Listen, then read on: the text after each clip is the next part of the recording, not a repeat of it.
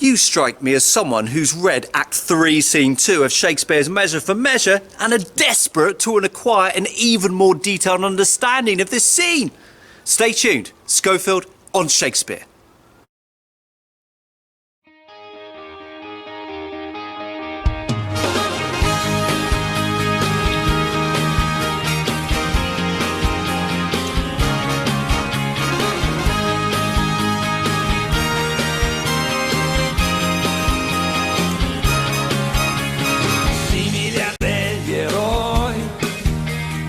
Abbiamo il cuore a strisce, portaci dove vuoi. Time for my summary of this scene. It starts with Elbow criticising his prison aboard Pompey, who complains about the unfair treatment of those in his trade when compared to the preferential treatment given to those money lending. Our disguised Duke is present and takes the opportunity to deliver a passionate tirade about the evils of pimping.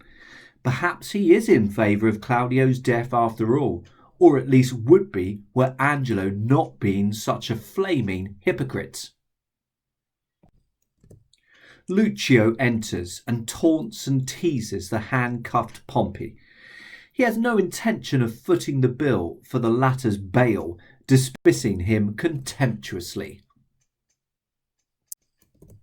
Next up is an intriguing conversation between Lucio and our disguised Duke. Dramatic irony abounds as Lucio asks the Duke for news of the Duke. When no news is forthcoming, Lucio takes the opportunity to talk about the absent Duke. It was a ridiculous idea for him to give up his privileged position and disappear. He himself enjoyed and supported illicit sexual liaisons whilst drunk. And he was also rather stupid, with little genuine understanding of the world. Understandably, the Duke cum Fry is peeved and hints that when the Duke returns, he is likely to punish such malicious defamations. That said, Lucio clearly prefers the Duke's stewardship to Angelo's, whom he describes as having ice-cold pee. The Duke would have dealt privately with naughty sexual malpractices and used to indulge himself with sexual shenanigans on Fridays until he lost his ability to sustain decent erections. Following Lucio's departure, the Duke reflects that even the greatest rulers cannot avoid being unfairly slammed. Next up, Aeschylus, the Provost, and Mistress Overdone enter the stage. Dear Mistress Overdone is being led away to prison. She has been warned repeatedly, but has still continued to ply her trade. It transpires that Lucio played a key role in dobbing her in. Yet this same man got Mistress Kate Keep Down pregnant and went back on his offer to marry her. The stage becomes a little calmer once Mistress Overdone has been dragged away, leaving Aeschylus to question the Duke cum Friar. He wants to know his origins. The Duke's answers are vague and enigmatic. Instead, he prefers to reflect on the lack of goodness and honesty within their worn-out systems of governance. It looks like the Duke wants some reassurance about his reputation following Lucio's splendid character assassination. Aeschylus is more positive and briefly mentions the Duke's selflessness before asking for an update on Claudio's state of mind. The scene ends with a soliloquy from the Duke in which he reflects on Angelo's hypocrisy. He rejoices in the fact that his cunning is about to make him face up to the truth and his responsibilities. Here are some questions for you to consider, mini essay titles perhaps. I'd recommend pausing the video in a moment to write some detailed paragraphs of your own, particularly for question 1, before continuing the video to see my ideas. So grab your pen, press pause, and the video will resume in 5 seconds time.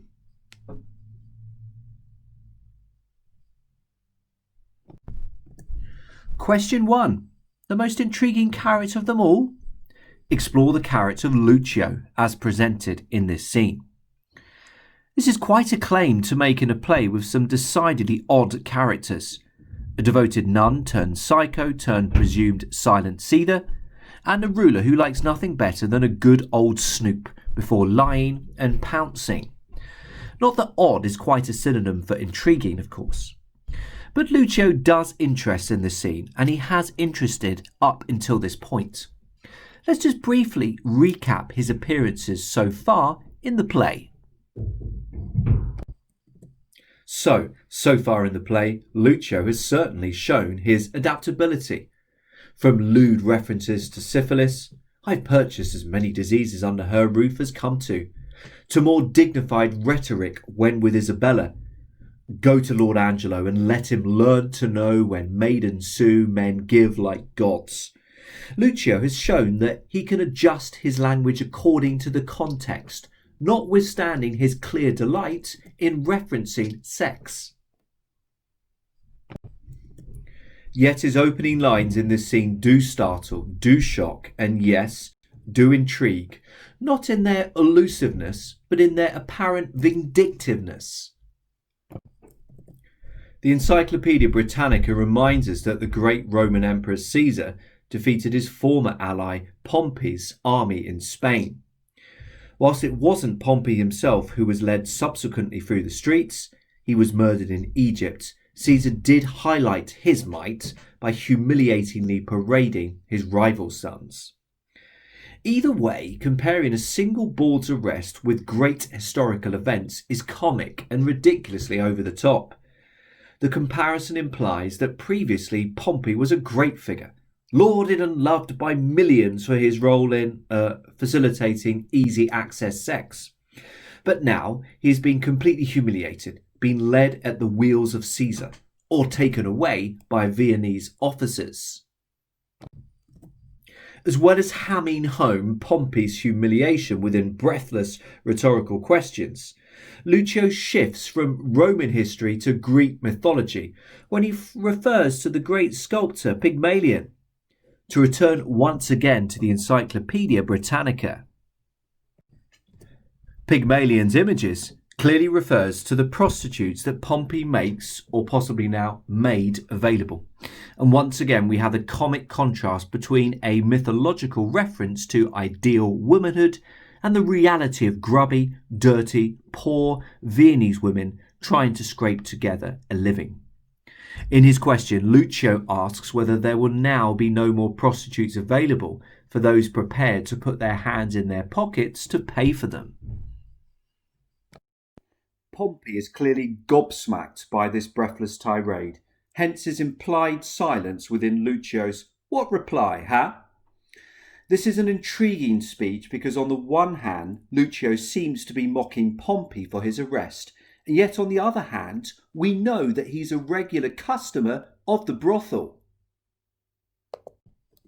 as confirmed by his statement about the number of diseases purchased within Mistress Overdone's establishments, as well as the revelation later in the scene that he has fathered a love child.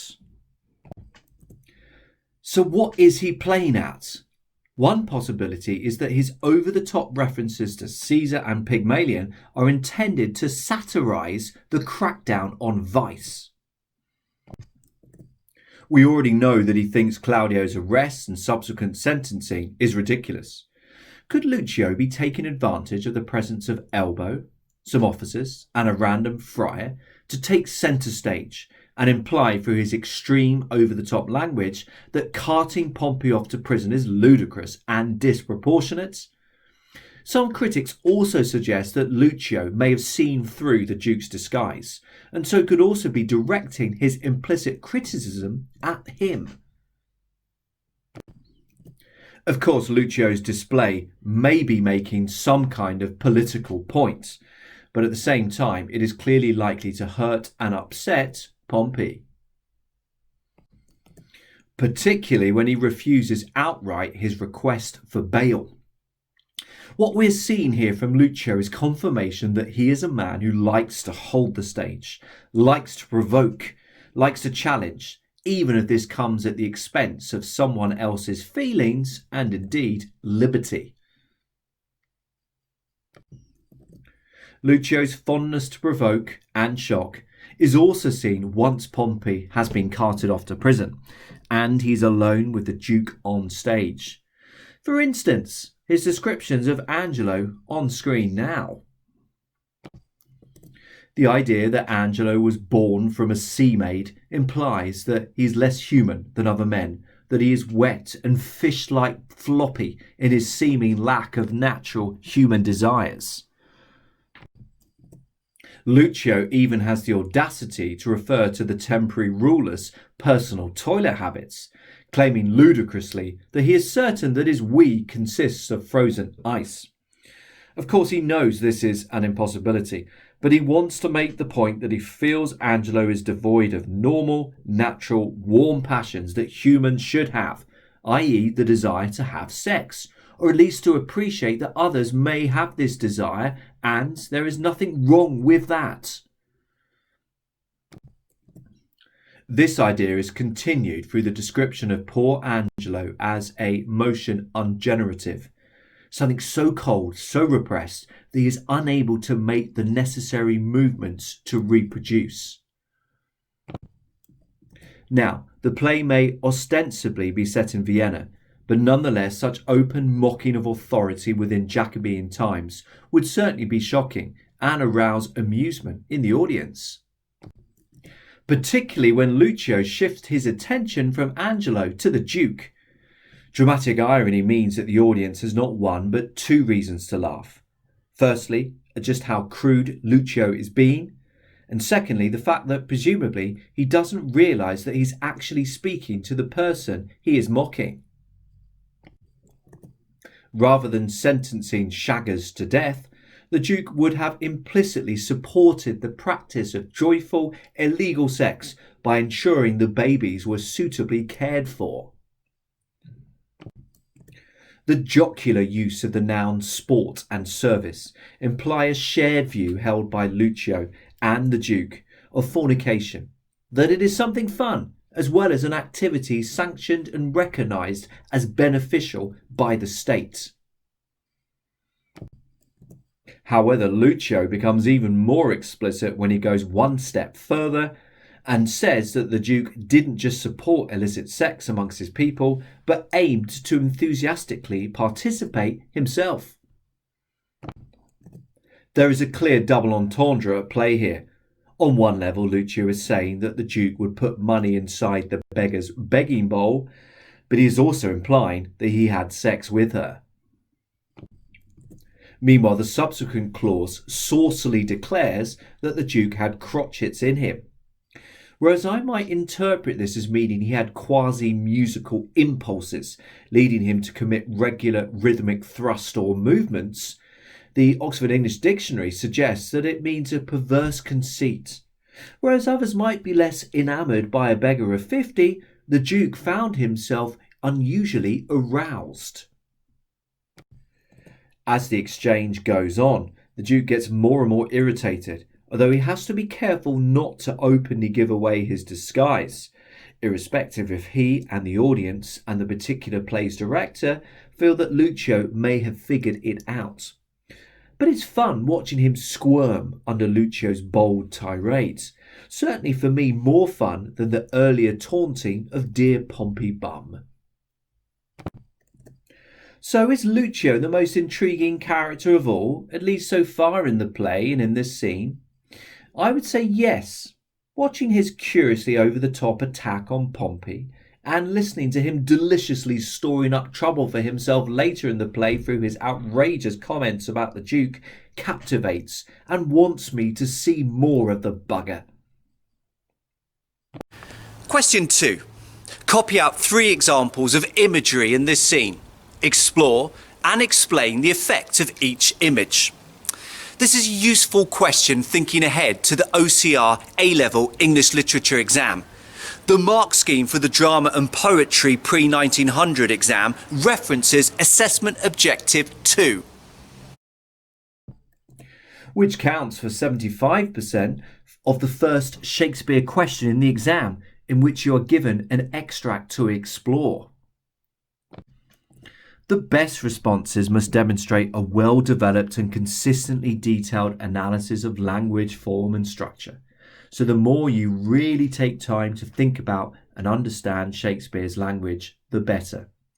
And the advantage of imagery, by definition, there's always plenty to talk about. I've already explored some of Lucio's most vivid imagery in my responses to the first question. His references to Caesar's chariot, the sculptor Pygmalion, and his account of Angelo's beginnings and toilet habits. Here's one I didn't explore. In this image, Lucio personifies the codpiece, seen here in the portrait of Charles V on the screen, with accompanying faithful canine examination, in order to stress just how ridiculous it is for a man to be sentenced to death for a sexual act. By making a small, sensitive part of the body responsible, in the image the codpiece represents the penis. Rather than the salient human being as a whole, Lucio is making the judgment seem all the more disproportionate and unfair. How unfair to target an insignificant little uprising, pun intended. The Duke's imagery is unsurprisingly very different, but perhaps this example follows on well due to the unusual verb of helmed.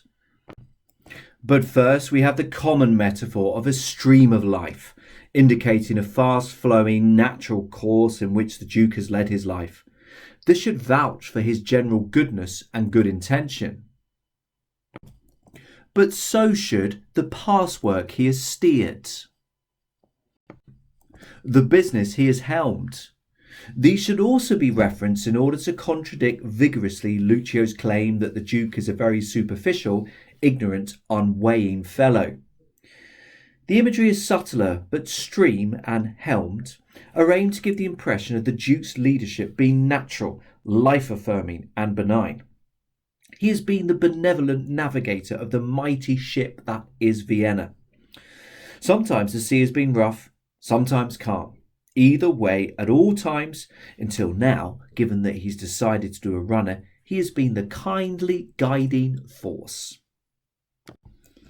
And the third example sees the Duke responding to Lucio's contradictory claim that he loves the Duke, following a previous character assassination which referred to his absent ruler's drunkenness, sexual depravity, stupidity, and lack of discernment.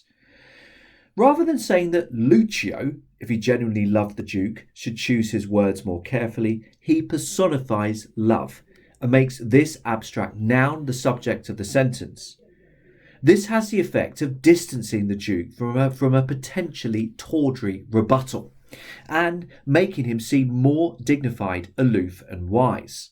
Someone who has the insight into how love herself speaks is surely worth listening to. Meanwhile, his use of the rhetorical device anti-metaboly increases his sense of dignity through the neat-sounding symmetry.